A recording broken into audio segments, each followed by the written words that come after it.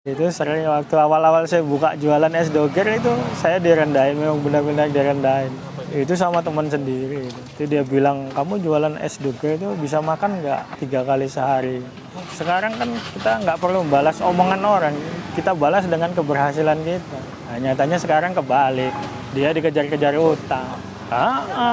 Nggak perlu kita, wow tengok nanti ya dunia berputar. Lah memang dunia berputar kalau kamu nggak buat apa-apa mau jadi apa coba? Memang iya dunia berputar, tapi kita kalau nggak ngerjain sesuatu mau jadi apa? Ya kalau kita nggak ngerjain sesuatu ya miskin ya tetap miskin. Ya, begitu dia bilang gitu, nggak berapa lama pulang. Itu zaman-zamannya baru keluar iPhone itu. Saya jejerin pakai iPhone 5. Terus dia bilang, ini handphonemu? Iya, tak bisa beli om. Yang bisa punya handphone ini nggak cuma orang kaya, yang punya duit. Nah, kamu punya duit bisa beli apa aja. Nah, daripada kamu punya gaya nggak punya duit, mendingan biasa-biasa aja, mau apa beli ambil. Kalau dulu harganya berapa? Awal-awal jualan tuh 8.000. Berapa sekarang? 13. Kalau sekarang lakunya sampai berapa porsi bang? Ya bisa 400, 500 ya.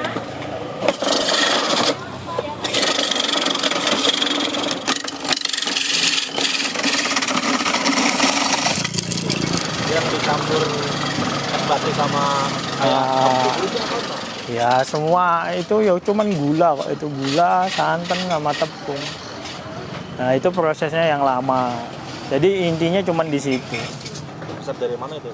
Kita ilmunya semua ilmu ngawur kok. Ngawur jadi bagus.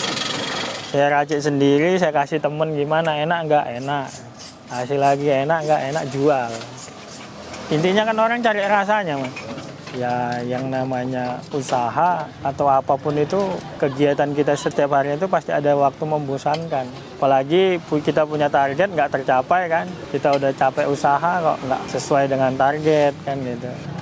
Dulu saya belum punya karyawan di sini, sendiri semua, bangun jam 3 pagi, tidur itu jam 11 malam. Pernah itu jualan sehari posisi panas gini, itu cuma laku 4 porsi waktu awal-awal merintis. Pernah hujan cuma 2 porsi. Kalau sekarang ada berapa karyawan? Ya yang tetap sih 4. Nah, 1 kan keluar. Kalau adik saya yang itu kan ponaan, sekedar bantu cari uang jajan. Kejadian lucu waktu saya jualan sendiri itu. Jualan sambil nangis saya, saking raminya. Ini yang beli kok nggak habis-habis. Karena kan gelas sudah kotor semua toh. Belum saya cuci. Sementara masih siang kayak gini. Itu tulisannya saya bikin habis. Saya nyuciin gelas dulu. Begitu gelas saya cuci selesai, saya buka lagi, buka. Itu waktu dulu jualan sendiri. Nangisnya nangis bahagia. Iya nangis bahagia. Terharu lah. Nangis sedihnya ya itu pas nggak laku itu. Jualan seharian kok udah mendapat segini. Ya. Pertama apa itu bang? Pertama ini agar-agar. Iya. Satu ginian segini. Satu heroes ya bang? Satu terus. Itu apa bang? Terus ini mutiara. Baru alpukat. Setelah alpukat. Setelah alpukat baru ini ketan. Ini juga ketan juga nih bang ya? Itu ketan buat stok mas. Ketannya ketan susu coklat. Iya. Ya sekitar 8 tahun yang lalu mulai jualan. Belajarnya dari mana? Ya sama kakak dulu, bantuin kakak 6 tahun. 6 tahun saya sakit pulang ke Medan dulu. Terus di Medan nganggur, telepon lagi suruh ke sini. Disuruh ke sini ditanya mau jualan sendiri apa mau bantu kakak lagi. Saya bilang jualan sendiri. Dimodali lah sekitar 20 jutaan lebih. Zamannya merintis ini hampir tiap hari makan Indomie. Nah, kebetulan kan saya baru ngerintis itu, jadi warung sepi. Kalau warung kakak rame, saya lari dari depan ke belakang bantuin. Sebelah-sebelahan, ya kita hitungannya sih bukan persaingan, ya kan rezeki sendiri-sendiri. Ya kalau mau dibilang persaingan kita coba lihat di pasar itu. Dempet-dempetan jualan cabai, jualan berambang, lah ini masih ada jaraknya jalan. Kira-kira berapa meter jaraknya ya? Ya cuman jalan itu paling 3 meter apa 4 meter jalan. Kalau dari sini dia sebelah barat, saya sebelah timur. Karena saya udah ini dulu kan dibelikan motor baru itu. Motornya udah saya pulangin. Kalau uangnya sih belum saya pulangin, cuman bulan 8 kemarin tak belikan mobil pickup itu yang silver itu. Bulan 8 atas nama kakak saya langsung. Ya kalau kita bilang sih bukan hadiah, ya istilahnya kacang nggak lupa sama kulitnya. Kalau saya prinsip satu memang nggak mau ngutang. Kalau punya keinginan kumpulin dulu. Kalau mau usahain, udah mau usahakan apa? Ya ada tanah, ada rumah, ada mobil. Ya cuman kan ya itu tadi gaya hidup saya kan nggak hedon. Ya masalah disepelekan tadi itu ya itu. Cuman kalau kita udah di atas jangan lupa waktu kita di bawah itu aja. Jangan lupa berbagi. Ya satunya itu sama keluarga, terus sama orang tua. Nah, saya itu baru-baru ini ya bukan saya niat riak ya, itu sama anak yatim piatu. Itu udah saya buktikan itu. Karena apa?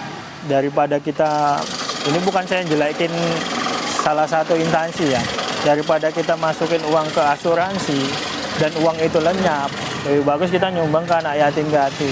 Misalnya di dalam panti itu ada 30 orang. 30 orang doain kita yang baik-baik. Betul nggak yang saya bilang itu? Kalau saya sih nggak ini ya, nggak beda-bedain agama apa yang saya tolong. Karena itu jadi satu penyakit nanti. Ya agama kita ya sama Tuhan aja, sama orang lain itu nggak perlu. Ya agama kita, agama orang lain ya agama orang lain. Kecuali misalnya saya nanya, Mas, agamamu gimana? Saya boleh belajar nggak? Ah, itu beda lagi ceritanya. Tapi ketika kamu nolong orang, wah ini agamanya ini nggak perlu saya tolong. Ini kafir ini, wah itu buang rezekimu.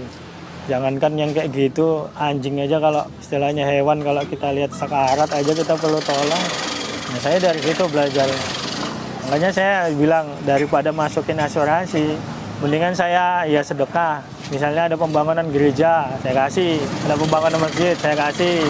Nah, nggak mungkin kan yang misalnya kayak pendeta apa, ustadz yang kita tolong itu nggak mungkin doain kita yang jelek-jelek. Pasti, Mas terima kasih ya, mudah-mudahan rezekinya tambah banyak, tambah lancar usahanya. Daripada istilahnya, kalau saya kan memang nggak ngerokok, nggak minum, nggak apa, pokoknya hidup saya itu cuman bangun tidur kerja, pulang udah tidur lagi. Senangan saya juga nggak macam-macam, diajak wisata kemana itu saya nggak senang. Saya bilang, kamu wisata mau ngapain? Mau cari bahagia toh? Saya warung saya rame udah bahagia. Jadi di sini tempat wisatanya. Iya. Nah kalau yang di sini apa Mas? Sirup rasa apa nih? Ini koko pandan. Ya. Sama susu, Ya, coklat. iya, coklat Indomie. Nah Mas, dalam satu gelas es doger itu isi apa sih Mas? Isinya ada jelly mutiara, Ya. alpukat, ketan hitam. Isinya es, susu, sirup, roti. Es doger ya Mas ya? Iya, Nggak ada yang lain di sini. nggak ada.